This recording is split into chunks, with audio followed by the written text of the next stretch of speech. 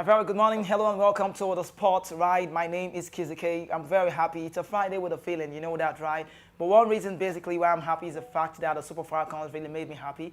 Here on the show yesterday, I was sounding like I was really doing an advert for those ladies. But of course, top-notch ladies, I would not take away anything from those ladies. Super Falcons round the world and the manager has come to make everything a possibility. And trust me, I'm a big fan of these ladies, and I'll never stop being a fan of them. They're on top of the log right now with 4 points, regardless goal difference is just one. Let's talk about the Falcons, where Nigerian Super Falcons recorded a 3-2 win against co-host Australia in the second Group B. On Thursday, the win now means the Super Falcons now on a 4-point goal top of the log. It's the 9th time the African champions first to win against Australia at the Women's World Cup. India just second meeting. Also, it's the first African side in this year's tournament co-host by Australia and New Zealand to get a win. Now, goals from Uche Nakano, Osinachi Ohale, and substitute Azita Toshola secured the hard-fought win for the Falcons. The game saw head coach Randall Wilder make just some changes in the starting 11 with the throw of Kano, Rashida Ajibade, and Halimotu Ayinde getting started in the bet. Now, moving on, the Falcons will now take on the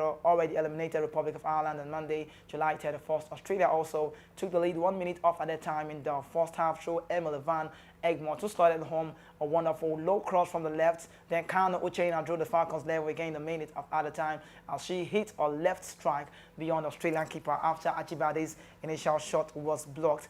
In the 65th minute, also the Falcons went through a 2-1 goal from Ohale, who headed into empty net after the opposition keeper failed to properly punch away the header across the goal. And now Zita Dashala then added the third as she capitalized on a poor header by Australian defender, and that's the two was the goalkeeper. And as she Barcelona star punch, talk about Ajiba, they started home.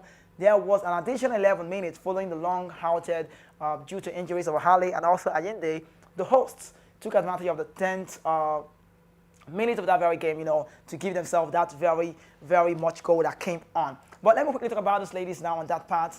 Now, the Super Falcons, I love what happened yesterday. Randall Wilder made a very wonderful change. Everybody saw what he did. And I think I'll call him a top-notch manager for the fact that he has turned the table around, and we are beginning to see a different version of the game of Randall Wilder. I think he's a more defensive manager, right? But the truth of the matter remains that any time of the day, he's just implementing a very different style for the Falcons. Now, moving on to the Falcons story, let me get to talk about Osinachi Ohale, who plays for Benfica, says the equalizing goal against Australia boosted the team morale. Veteran midfielder Emily Van Egmont scored the first goal of the game with a left-footed drive into the last angle in the 45 plus 1 minute of the first half, which in account got the equalizer goal after a deflected shot from Atletico Madrid forward Rashida Ajibade. Ohale gave Nigerian side the lead in the 65th minute with a header injuring herself in the process.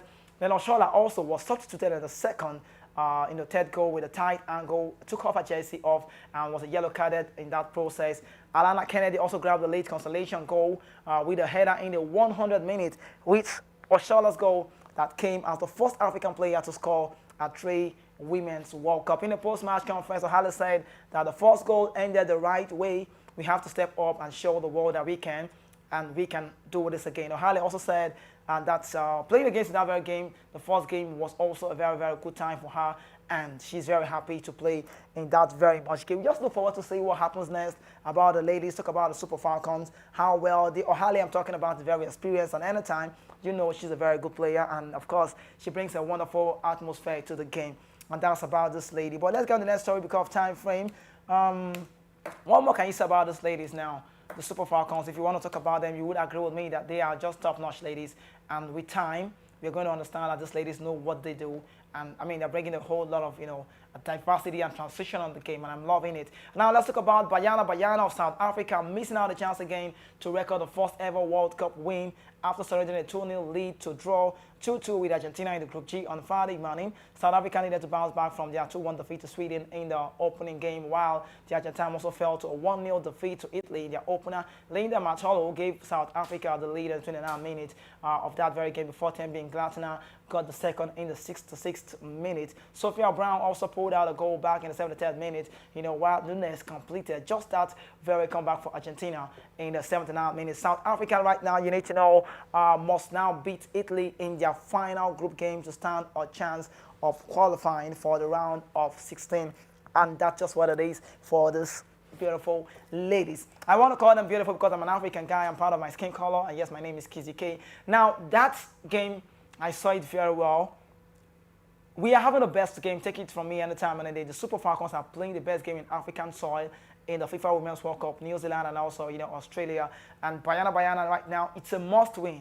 Like a must win. They need to get things right to win that game. And of course, if they don't, they should be out of the tournament. Moving on, let's talk about one man who I respect so well, Samuel Chukwueze, winger of Villarreal formerly, now plays for AC Milan, has revealed that Victor Osimhen played a key role in his decision to join AC Milan. Recall that the Nigerian international joined AC Milan on Thursday in a deal worth €20 million plus €8 million in add-ons. In a chat with Milan TV, Chukwueze said that his conversation with Victor Osimhen convinced him to join the Rossoneri. He said, I and Osimhen, joked about it. My transfer to AC Milan, the last time we chatted, Osimhen said, Samuel, AC Milan is a very nice club. It's the best club. Don't hesitate to sign with them. They are fantastic. They have a good, good people, and the fans are so amazing. I said, tell me, how do you feel when you are playing against them? And he said to me, their fans are so amazing. They are crazy about football. I said, okay, hope you know I'm going to win you. And he said to me, let's see how it goes. Samuel Chukwueze told AC Milan TV on that very one. So like he said, he convinced me to stay. He convinced me to make the move, and that's Victor Osimhen. What do you need to do about that? Of course, you need to know counterparts, Nigerian international players, their best of friends in the national team, if you know them well. Samuel Chukwueze now will play for AC Milan. I can't even wait to see him starting. And AC Milan now posed to be a big threat. Take it from me. They have the likes of Rafael Leao. Tonali has left the club. Ishmael Benassa is there. Fikayo Tomori. Wonderful team. Olivier Giroud. Now, Junior Messias on the other side. Christian Pulisic, Ruben Loftus-Cheek. A whole lot of big players in that team. The Rossoneri, for me, any time of the day, seems to be a very wonderful side. Now, let's talk about AC Milan also. You need to know now it's official and it's done. AC Milan have announced the signing of Super Eagles forward Samuel Chukwueze from Villarreal in a deal worth around 28 million, according to Pop Plus add-ons. Milan announced the signing of Samuel Chukwueze, releasing a statement on their website on Thursday.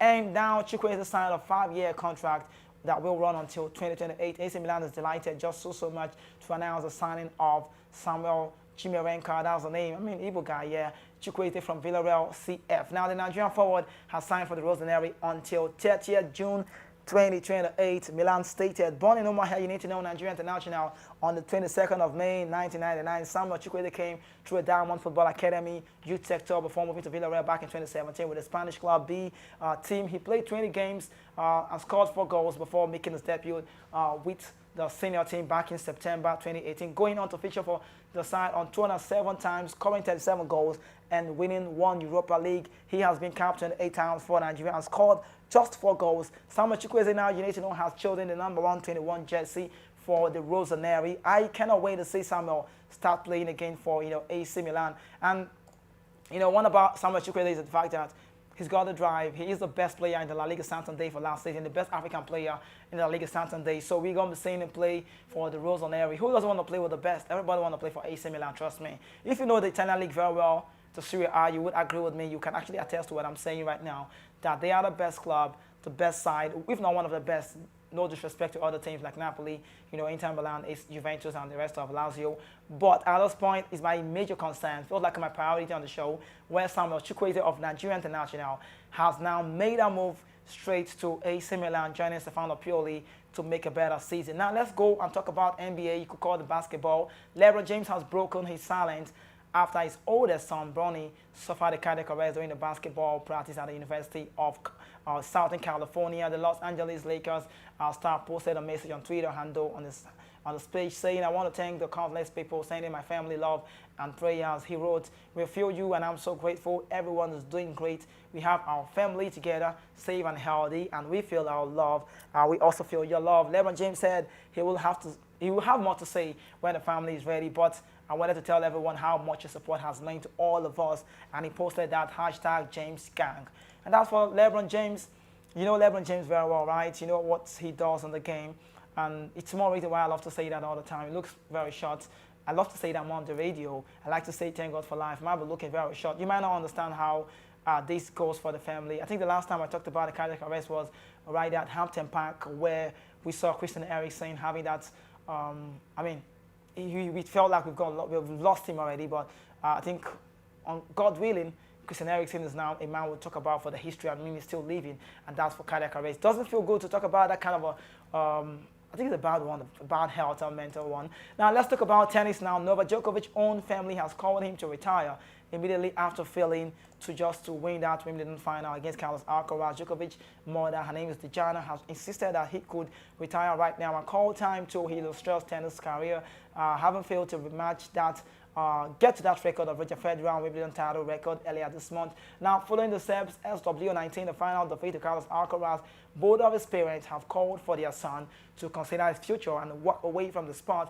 The 36-year-old has stepped into a veteran star following the Federer retirement and Rafael Nadal's injury concern, but seemed to enjoy that position at Wimbledon as he challenged the younger one, talk about generation finest, to get that thrilling 5-set defeat to Carlos Alcaraz, though a huge amount of effort needs to be put in place to still be competing at the top of the sport at 36, something that both of his parents have given their opinion on and feel that with all that he has achieved as a male with the most Grand Slam single title, it's enough to retire. Are we going to see this come to play? I don't know if this will ever come to happen. I don't know. You know, one thing about this personality is about the game. Serena Williams also talked about, I personally did a farewell beat for her on the radio. I mean, it felt like emotional time. I felt like I was going to cry like a baby. And I was doing this from my heart. But not long, we saw Serena Williams again back on court at some point. She wanted to play the game. It takes a lot for these personalities to do this well and also want to be off for a while. I get how it works. You don't want to play this game. You don't want to do this for life. And you're feeling like I'm going to be leaving what I'm doing before. So it's about the Serbian man. He's 36. He doesn't really look his age, though. He plays the game very well, no disrespect to other players. But his parents are really feeling that it's high time you drop the racket. You need to stop playing this game. You're 36. You've achieved what you want to achieve. And at 36, people can actually call him a brown influencer, talk about Novak Djokovic. But the question is, does he want to retire at 36? Of course not. I don't think his body is really telling him to do so at the moment. But wrapping up the show, let's talk about football, where Tottenham defender Eric Dyer could not hold back the tears he talked about Dele Alli this week. The attacking midfielder has been open about the struggles with substance abuse and mental illness. Ali gave a recent interview to Gary Neville podcast where he outlined those issues over the years. Quoting him, he said, "I'm upset with myself," talk about Eric Dyer, and disappointed with myself as well that I did not do more. Said sports defender Eric Dyer to reporters, "I was with him just a week before he was at my wedding. When he was in rehab, I knew he was in the rehab. I spoke to him a few times and messaged him because I was having my wedding. I said to him, I don't know if you're going to make it, because obviously I knew he was going through a lot. And the first thing was that he was insulted that I would have asked him if he was going to be there. It was like, it was so unimaginable that he wasn't going to be there, even though everything he was going through at that point. Now that's the type of person he is. You know, Dele, he has a heart of gold. He really does. So Dele Alli, everybody knows he's going through a lot. I mean, within a short period of time, maybe we never would have known this if he had not spoken up, right? Maybe we would have just been on the verge of we can't be reminiscing, thinking about Dele Alli, what's next about him. Dele Alli went to be a 6,000 loan from Everton. He wasn't living up to expectations for me. At some point, he trains, he feels isolated, he feels like I need to be away from here. And when you talk about Dele Alli, you and I know how well he was while he was at Tottenham Hotspur, how well he played the game to a high level. Mauricio Pochettino can actually get to talk about him all the time. And he said, when I saw Dele, I needed to give him a hug. And that's just what it is. But now Eric Dyer is feeling, he's feeling so bad from a teammate at Tottenham Hotspur, right? I needed to, understand. I'm so disappointed in myself. But I understand how it works, though. Let's pray Dele Alli comes back better again, gets a better club himself, and get to start playing the game again. That's just what we'll pray for. But any time, any day, you would know that Dele Alli is a potential player. Looking at the stats, played for MK Dons, joining Tottenham Hotspur. He's been amazing over time, and I just can't talk less about Dele Alli. But let's get on the next story where Manchester City are really trying to do a reuniting again. Man City pursuit on Josko Vardy looks to be unending. Should resolve it himself in coming days. Maybe we'll have to see that come to play. Now, RB Leipzig are in the mood to find a resolution in the transfer saga as they want to move on to finding a replacement. According to reports, City want to secure the Croatian international as soon as possible, but cannot agree on fee with RB Leipzig. Leipzig want around £86 million for Josko Vardy, while AC Milan are not prepared to pay such a high money for this player at the moment. City are set to launch another offer in the coming days in the hopes they will be successful this time around. Whether he takes or goes, RB Leipzig do not do this transfer, drag it into late August. So we have to wait to know if Josko Gvardiol, I think he's going to be 21 right now. At the World Cup, it was 20. Yes. Yeah, I think so. At the World Cup, it was 20. I think he's going to be getting to 21 now. He's a Croatian international. Sometimes they play with a mask, but look at that man on your screen now. You can see how handsome he is. Of course, Pep Guardiola cannot wait to reunite with this man. Not reuniting in quotes, don't get me wrong. When I mean reunite, he's trying to work on the back lines just to see that the Croatian international joins the team. And of course, if he does, then you just cannot take away anything from City. City is a very crazy club with great efficiency. Resilience and just so wonderful transition over the time. Now, Pep Guardiola is not sleeping either on transfer news. They've gotten some of the players, and right now we could talk about Maciej Kovacic. Okay, the one has left the club. Riyad Mahrez on the verge of leaving. Bernardo Silva as well. Some players likely to leave, but he doesn't want to sell much. But he wants to bring in some players for perfect replacement. But lastly on the show, Karim Benzema made his debut for the Al-Ittihad against Esperance Sportif de Tunis, giving an assist and also scoring a superb goal to give his side the victory. Karim Benzema adventure couldn't have been better off. The world champion, who was presented by the Al-Ittihad last Sunday, made his debut for his new team on Thursday alongside his countryman N'Golo Kante, who came in from the bench. Now Benzema came on the first minute as the side trailed Tunis 1-0 in the Arab Club Cup. Shabanis Esperance Tunis equalized, but Karim Benzema scored to give his team the win. Their next match, again, talking about Al-Ittihad game, is going to be played on Sunday, and I look forward to seeing that come to play. But it's really been nice talking with you on the show. It's really been so nice. But I'd like to go back to that talk point again about the Super Falcons. I'd like to wrap the show up about these ladies and look up to see what comes next. I think I want to say that I love Randa Wildham's start lineup. I love the Devin Hayne pairing with O'Halley. I love the central, looks very great. That's a combination. I'm not surprised Oneme AB is not complaining for not starting. Oneme AB is 40 years. She doesn't look her age, and she's a very good player. She's a very good player. And if you see the team when the way they played yesterday, I've never seen stuff like that happen, where Randa Wildham allowed Alozie to move away from the right sometimes to join the midfield. And if you see this goal, now watch that goal from Kano. Let's get it on repeat again. Watch the goal, eyes on the ball. She never stopped looking at the ball, and she placed the ball into the goalpost, and that was just amazing. Then look at the corner again. Let's see that.